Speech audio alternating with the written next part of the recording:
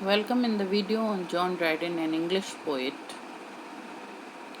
This video is useful for the RRBM University and colleges students of BA first year English literature. It belongs to paper 1 Poetry and Drama. I am Dr. Vinita Bhadoria, Associate Professor of English in Government College, Behror. John Dryden was an English poet, dramatist, translator, and literary critic. He was born on 9th August 1631 at Edwinkle in United Kingdom. He was appointed first Poet Laureate of England in 1668. He was an English poet, critic, and playwright, active in the second half of the 17th century as a poet. Over the span of nearly 40 years, he dabbled in a wide range of genres to great success and acclaim. As a poet, Dryden is best known as a satirist and was England's first poet laureate in 1668. In addition to satires, Dryden wrote elegies, prologues, epilogues, odes, and panegyrics. His most famous poem is Absalom and Achitophel, written in 1681.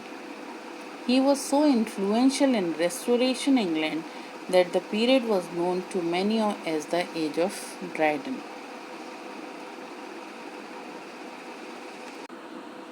He was appointed first Poet Laureate of England in 1668. In 1650, he entered Trinity College, Cambridge, where he took his BA degree in 1654. He is seen as dominating the literary life of Restoration England to such a point that the period came to be known in literary circles as the Age of Dryden. He was died on 12th May 1700 and was initially buried in St. Anne's Cemetery in Soho before being exhumed and reburied in Westminster Abbey 10 years later of his death.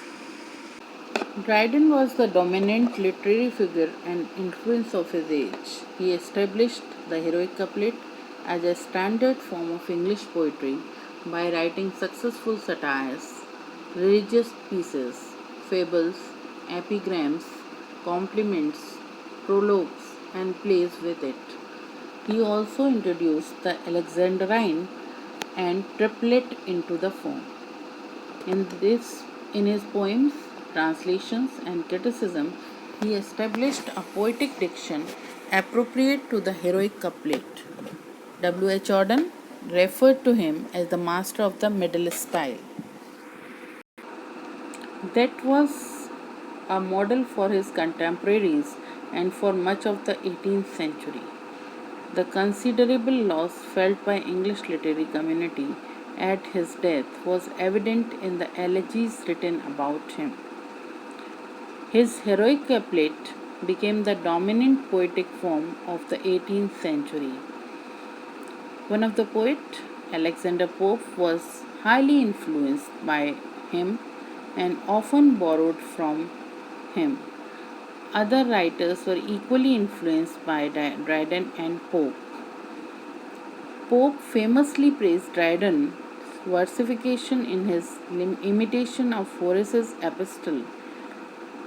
Dryden taught to join the varying pause, the full resounding line. Though there are a lot of poets who praise Dryden, there is William Wordsworth, who is given first attack on his reputation. Wordsworth complained that Dryden's descriptions of natural objects in his translations from Virgil were much inferior to the originals. However, several of Wordsworth's contemporaries, such as George Crabbe, Lord Byron, and Walter Scott, were still keen admirers of him.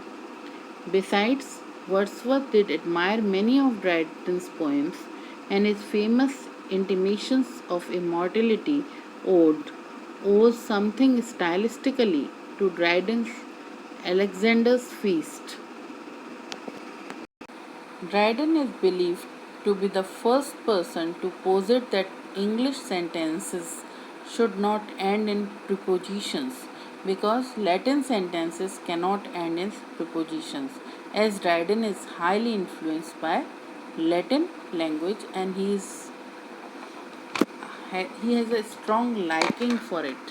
Dryden created the proscriptions against preposition standing in 1672 when he objected to Ben Jonson's 1611 verses, the bodies that those souls were frighted from.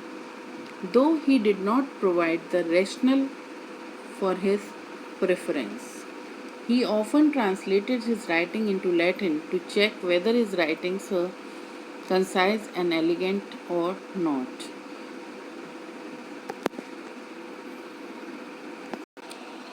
What Dryden achieved in his poetry was neither the emotional excitement of the early 19th century romantics nor the intellectual complexities of the metaphysical. His subject matter was often factual, and he admired and aimed at expressing his thoughts in the most precise and concentrated manner. Although he uses formal structures such as heroic couplets, he tried to recreate the natural rhythm of speech, and he knew that different subjects need different kinds of words.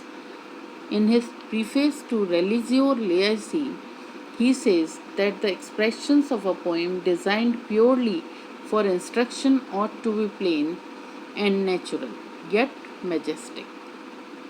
The florid, elevated, and figurative way is for the passions, for these are begotten in the soul by showing the objects out of their true proportion. A man is to be cheated into passion, but to be reasoned into the truth. Though there are so many admirers of Dryden, he also had a share of critics, Mark Van Doren among them. Van Doren complained that in translating Virgil's Aeneid, Dryden had added a fund of phrases with which he could expand any passage that seemed to him curt. He did not feel such expansion was a fault. Who did not feel? Dryden was not feeling that, arguing that as Latin is a naturally concise language, it cannot be duly represented by a comparable number of words in English. He has recognized that Virgil had the advantage of language wherein much may be comprehended in a life space. As a poet, Dryden is best known as a satirist, regarded by many scholars as the father of modern English poetry and criticism. John Dryden dominated literary life of England during the last 4 decades of the 17th century. Although initially famous for his plays, Dryden is highly regarded for his critical writings as well as his satirical and didactic poems nowadays. Throughout his lengthy, varied career, Dryden fashioned a vital, concise, and refined language that served as a foundation for the writers of English prose and verse who followed him. Dryden was so influential in Restoration England that the period was known to many as the Age of Dryden. His poem Upon the Death of Lord Hastings supports a royalist agenda. Dryden published Heroic Stanza in 1659, a group of verses that portray Cromwell as the architect of great new age. In the following years, Dryden continued to publish poetically oriented poems, including the notable Astræ Redux in 1660, This poem celebrated Charles II's 1660 return from exile and restoration to the English throne. Dryden's change of position instigated attacks in later years by his literary enemies, who charged him with political inconsistency and selfish motivation. After writing poem Annus Mirabilis in 1667, Dryden was named Poet Laureate of England. His most famous poem is Absalom and Achitophel, written in 1681. Dryden next began a career as a playwright in 1663, the same year that he married Lady Elizabeth Howard. Dryden's first play, The Wild Gallant, was produced, followed by The Rival Ladies.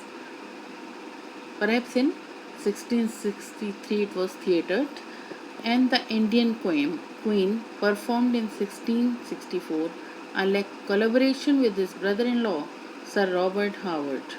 The Indian Emperor 1665, Dryden's sequel to The Indian Queen, represents his first entirely original play and was written wholly rhymed couplets. It was extremely popular. Dryden wrote plays throughout the 1670s and was at the forefront of Restoration comedy. His best known plays were Marriage a la Mode in 1673 and All for Love in 1678.